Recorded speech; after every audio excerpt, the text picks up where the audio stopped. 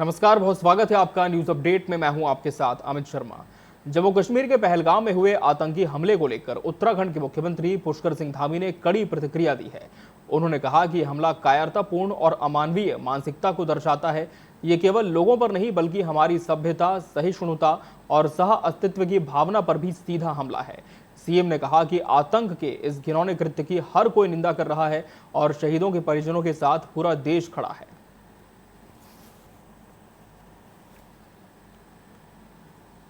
पहलगाम में और जम्मू कश्मीर में घूमने के लिए गए हुए थे, पर्यटन के लिए गए हुए थे और उनकी नृशंस हत्या की गई। और हत्या ही नहीं, हत्या भी बहुत घिनौने तरीके से, जिहादी मानसिकता से, नाम पूछकर कि क्या ये हिंदू हैं, उसके बाद उनको गोली मारी गई। उसकी जितनी निंदा की जाए, पूरे देश के लोग आज शुद्ध हैं, लोगों के अंदर आक्रोश है, क्रोध है, देशवासी दुखी हैं। मैं सबसे पहले उस घटना में जो हताहत हुए हैं, जिनकी जान गई है, मैं उन सभी को अपनी श्रद्धांजलि अर्पित करता हूं और भगवान से प्रार्थना करता हूं कि भगवान उनको अपने श्री चरणों में स्थान दे। अल्मोड़ा दौरे पर पहुंचे केंद्रीय सड़क परिवहन और राजमार्ग राज्य मंत्री अजय टम्टा ने पहलगाम में हुए आतंकी हमले को अत्यंत दुखद बताया। उन्होंने कहा कि यह घटना पूरे देश के लिए बेहद पीड़ादायक है। मासूम लोगों पर इस तरह का हमला दुर्भाग्यपूर्ण और निंदनीय है। मंत्री टम्टा ने शोक संतप्त परिवारों के प्रति गहरी संवेदना व्यक्त की और कहा कि सरकार इस घटना को गंभीरता से लेकर उचित कार्रवाई कर रही है।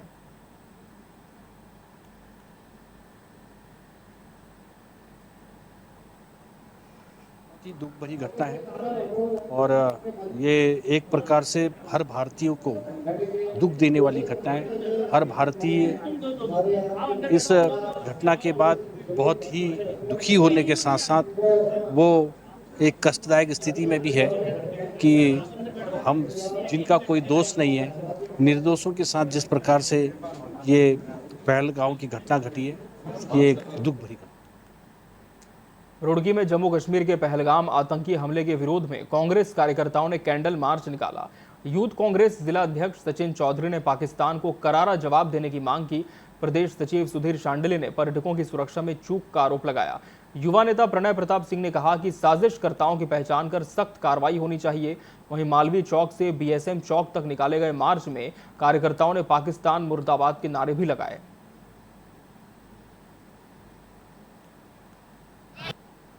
या इतने बड़े हिल स्टेशन पर सरकार को सुरक्षा व्यवस्था ठीक ढंग से करनी चाहिए थी। क्या उस एरिया में पूरे में कहीं भी सुरक्षा जीरो थी? किस तरीके से जब उन पर उनकी हत्या की जा रही थी, क्या सरकार का दायित्व नहीं बनता था कि वहाँ पर सुरक्षा उपलब्ध कराई जाए? जब इतना टूरिस्ट वहाँ पर आ रहा है, तो पता है कि घाटी से उन पहाड़ियों के दूसरी साइड में पीओके शुरू हो जाता है, तो कहीं ना कहीं एक किस्म से सरकार का फेलियर भी माना जा रहा है। फेलियर किसका है किसका नहीं, इसकी हम बाद में समीक्षा कर सकते हैं। इस टाइम सिर्फ और सिर्फ बदला और ये जो जुमलेबाजी है इसको खत्म कर सरकार का अब एक्शन देखने का समय है। ये जो बोलते थे कि लाल आंख दिखा देंगे, एक के बदले 10 आग लगा देंगे, उजाड़ देंगे, तो उजाड़ने का समय है। पाकिस्तान को उजाड़िए, टेररिस्ट ग्रुप्स को उजाड़िए और भारत का शौर्य हमेशा युद्ध का रहा है, ये युद्ध करके दिखाएं और जीत हमें हमारी होगी। हमें अपनी आर्मी पे पूरा भरोसा है। कश्मीर के पहलगाम में हुए आतंकी हमले पर कांग्रेस ने गहरी नाराजगी जताई। चंपावत में कांग्रेस कार्यकर्ताओं ने प्रदेश कांग्रेस अध्यक्ष करण माहरा के निर्देश पर पाकिस्तान और आतंकवादियों का पुतला दहन किया। कांग्रेस ने कश्मीर में निर्दोष लोगों की हत्या की कड़ी निंदा की और केंद्र सरकार से कड़ी कार्रवाई की मांग की ताकि भविष्य में ऐसी घटना दोबारा न हो सके। कांग्रेस पार्टी आतंकवाद के खिलाफ सख्त रुख अपनाएगी, ऐसा भी कहा।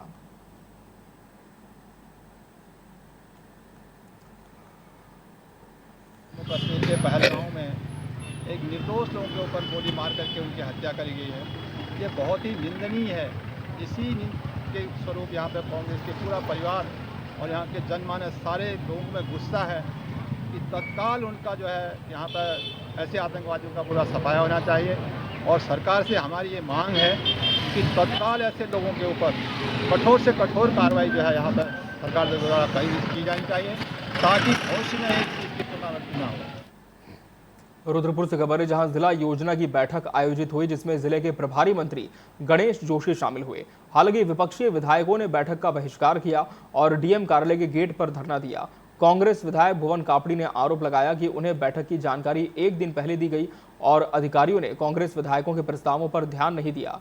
उन्होंने बैठक के दौरान केवल एक सदस्य को शामिल करना गलत बताया।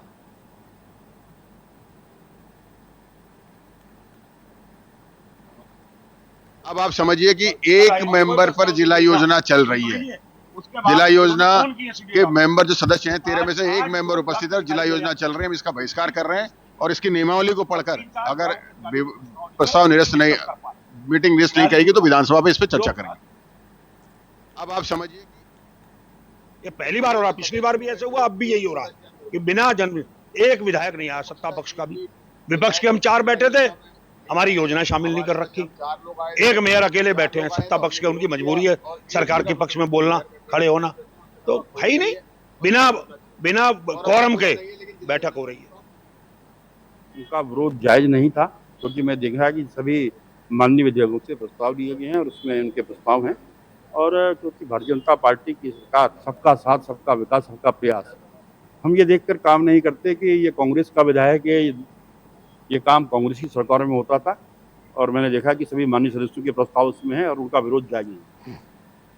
देहरादून में उत्तराखंड संस्कृत अकादमी की समीक्षा बैठक आयोजित की गई, जिसमें सीएम पुष्कर सिंह धामी ने संस्कृत भाषा को रोजगार से जोड़ने की दिशा में ठोस कदम उठाने के निर्देश दिए।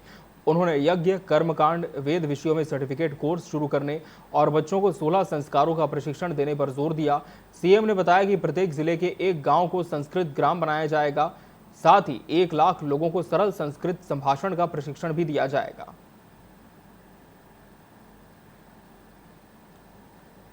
हमारे राज्य की द्वितीय भाषा है राज्य की, और इसलिए संस्कृत यहाँ जन जन की भाषा बने। पहले चरण में हम 13 संस्कृत ग्राम प्रत्येक जनपद में बना रहे हैं। उसके बाद 95 ब्लॉक जो हमारे राज्य के हैं, उन सभी ब्लॉकों में संस्कृत को हम लोग जन जन तक पहुँचाने का काम करेंगे। और तीसरे चरण में प्रत्येक गांव-गांव तक, घर घर तक संस्कृत पहुँचे, क्योंकि योग की भूमि, आयुष की भूमि, ऋषि मुनियों की भूमि और संस्कृत की भूमि कोई भूमि है तो यही देवभूमि है।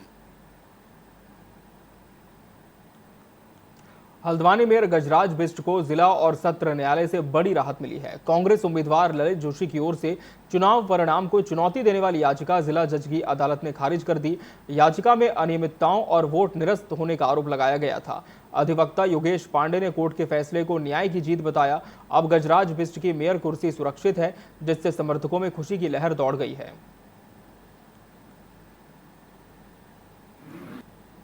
ललित जोशी जी ने जो गजराज सिंह बिष्ट जी के खिलाफ जो पिटीशन दाखिल की थी, जो इलेक्शन पिटीशन दाखिल की थी, उसमें ये चीज़ें लेके आए थे कि कुछ वोटों का रिजेक्शन गलत तरीके से किया गया है और करप्ट प्रैक्टिसेस अपनाई गई हैं।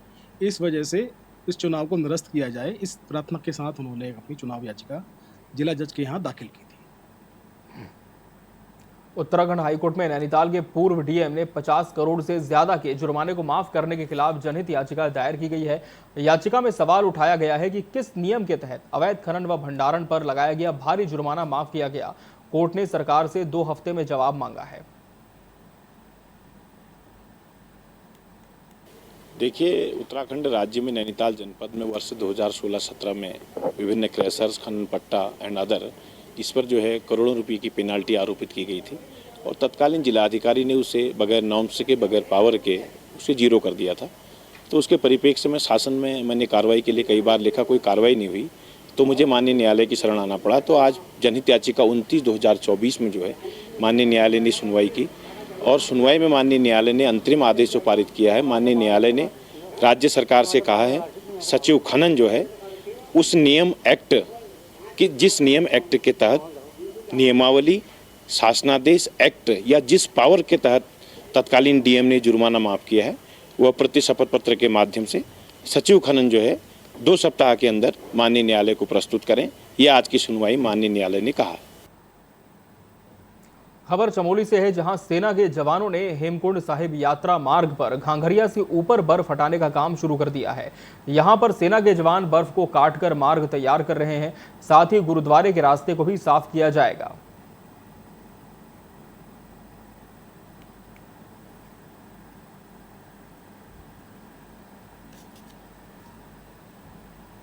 हरिद्वार की हरकी पौड़ी पर पहलगाम आतंकी हमले में शहीद हुए करनाल निवासी विनय नरवाल की अस्थियों का विधिवत पूजा पाठ के साथ गंगा में विसर्जन किया गया।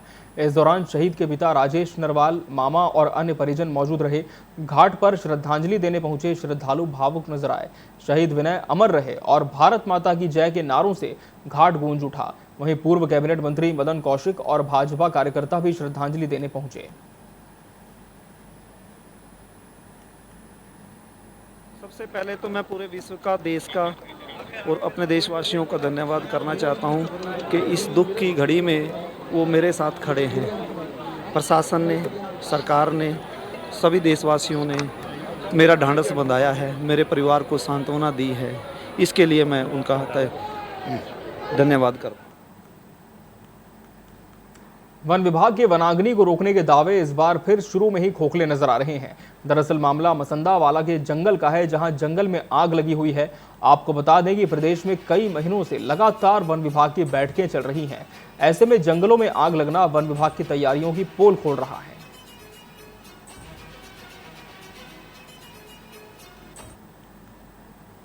खबर टिहरी से है, जहां सीएम उदयमान खिलाड़ी उन्नयन योजना 2025-26 का शुभारंभ हो गया है। योजना के तहत जिले में 8 से 14 वर्ष तक के बालक बालिकाओं के ट्रायल शुरू हो चुके हैं। चयनित खिलाड़ियों को 1500 रुपए मासिक प्रोत्साहन राशि दी जाएगी।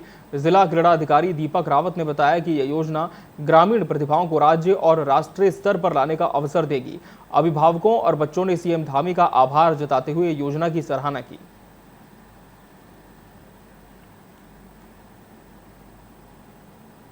मैं 9 से 10 की आयु वर्ग में खेल रही हूँ। सीएम पुष्कर सिंह धामी जी का मैं धन्यवाद करती हूँ। हम जैसे युवाओं को एक सुनहरा मौका देने पर। मैं सीएम पुष्कर सिंह धामी का धन्यवाद करती हूँ। मास्टर वेदांत बलूनी जैसे बच्चों को दिखाने का मौका 2025-26 की हमारी माननीय मुख्यमंत्री उदयमान योजना का आज आरंभ हुआ है। इसमें 8 से 9, 9 से 10, 10 से 11, 12 से 13, 13 से 14 आयु वर्ग में बालक बालिकाओं के ट्रायल्स होते हैं। लोहाघाट से खबर है, जहां पानी की भारी किल्लत हो गई है। यहां लोग गंदा पानी पीने को मजबूर हैं। वहीं फिल्म निर्माता राकेश मधुसूदन ने कहा कि लोग अपने जल स्रोतों का ध्यान नहीं रखते, जिससे ये स्थिति आई है। उन्होंने लोहावती नदी और अन्य जल स्रोतों को बचाने की अपील की, नहीं तो भविष्य में पानी की और ज्यादा कमी हो सकती है।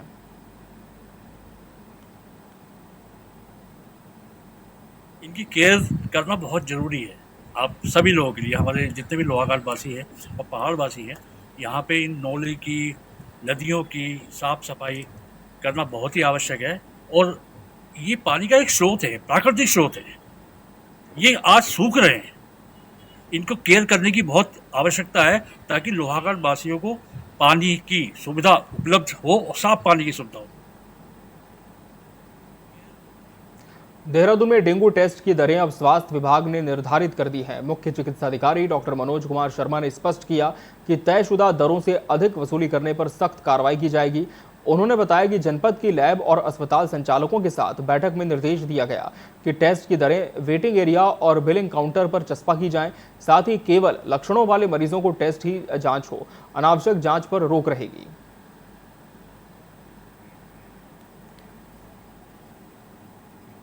ऐसी जो हमारे रैपिड कार टेस्ट की जो बात थी, उसमें बात हुई थी कि 500 रुपये सामान्य रैपिड के, और जो कम्बो रैपिड कार्ड है उसके 800 रुपये जो है टेस्टिंग के लिए जाएंगे।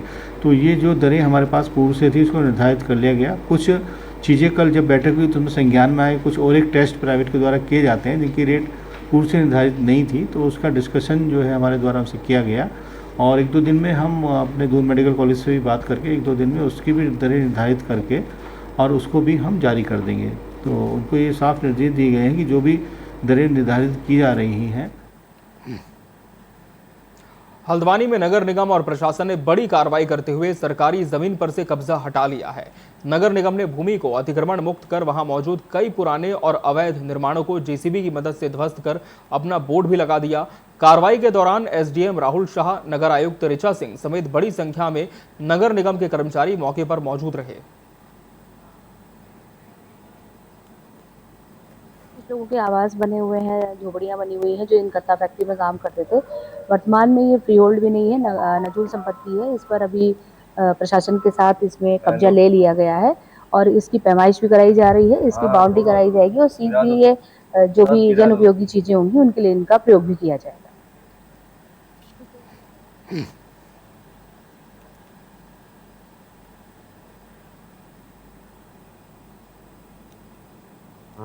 यहाँ पे एक भवन है जिसमें कई व्यक्तियों के द्वारा असामाजिक द्वारा नशा आदि करके इसका उपयोग किया जा रहा है, कई तरह कब्जा करने का प्रयास भी किया जा रहा है। उसी परिसर से लगती हुई लगभग आके 18 बीघा जमीन और भी है जहाँ पे कुछ व्यक्तियों के द्वारा झोपड़ी नुमा निर्माण करके कब्जा किया गया। शेष भूमि मौके पे रिक्त है, जिसमें भी कई व्यक्तियों के द्वारा अवैध रूप से कब्जे करने का प्रयास लगातार किया जा रहा है। सूचना प्राप्त होने पे मौके पे निरीक्षण किया गया, मौके पे भूमि का कब्जा नगर निगम के माध्यम से प्राप्त किया गया। न्यूज़ अपडेट की खबरों में फिलहाल इतना ही। मुझे और मेरी पूरी टीम को दीजिए इजाजत। नमस्कार।